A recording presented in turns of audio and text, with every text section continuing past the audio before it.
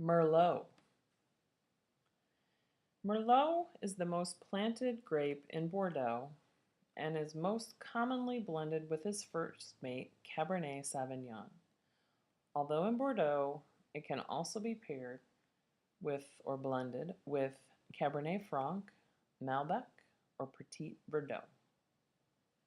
While this may seem a little strange if your experience to date has only been with New World wines, know that many of the wines you drink are blends, even if the bottle is marked with a singular variety name.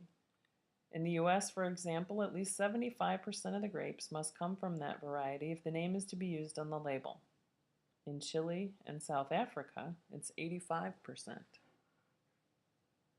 In Bordeaux, surprisingly, there are very few rules as to the percentage makeup, which is strange because of how many rules they have for so many other things. I think of Merlot as the middle sister to Pinot Noir and Cabernet Sauvignon.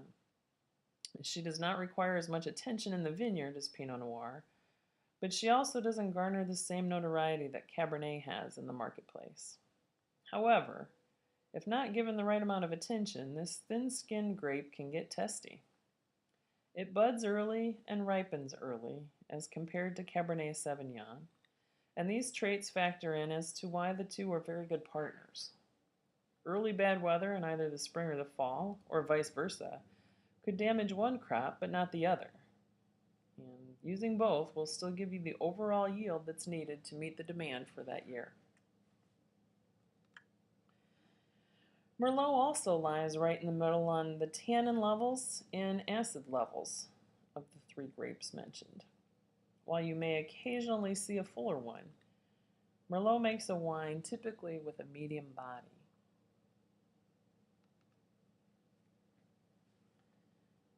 The Bordeaux region of France is divided into two major areas, referred to as the left bank and the right bank, depending on which side of the Gironde River you fall. While Merlot grows on both sides, the wines of the right bank are predominantly Merlot. Two principal names to look for in a Bordeaux of the right bank are Saint-Emilion and Pomerol. Saint-Emilion has a class system of its own that, unlike the Bordeaux classification of 1855, is evaluated every 10 years. The finest of the region will be labeled Grand Cru Classe and Premier Grand Cru Classe.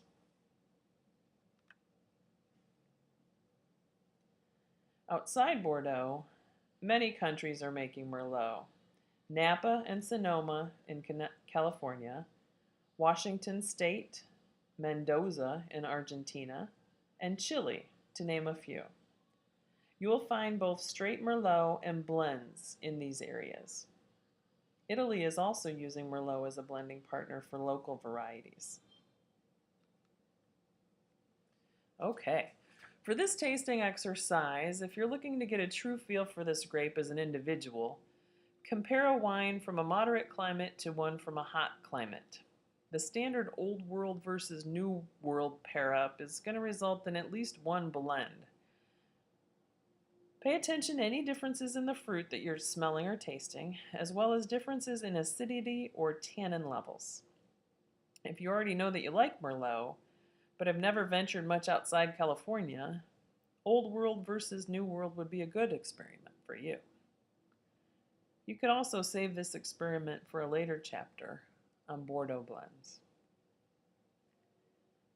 Merlot is often said to pair well with chocolate.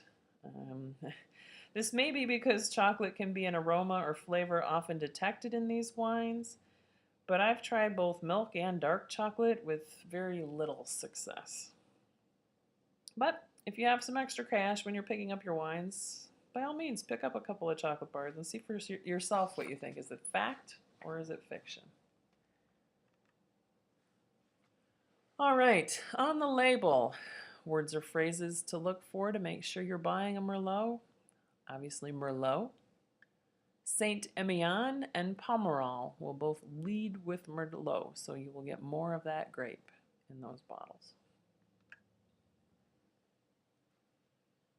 In the bottle, you should be tasting red fruit, dark fruit, dried fruit, graphite. Now I know that doesn't sound good, but it's only going to be a small trace amount. And it does add to the character of the wine. You'll just have to trust me. Spice, tobacco, or chocolate or cocoa. Pairing with Merlot.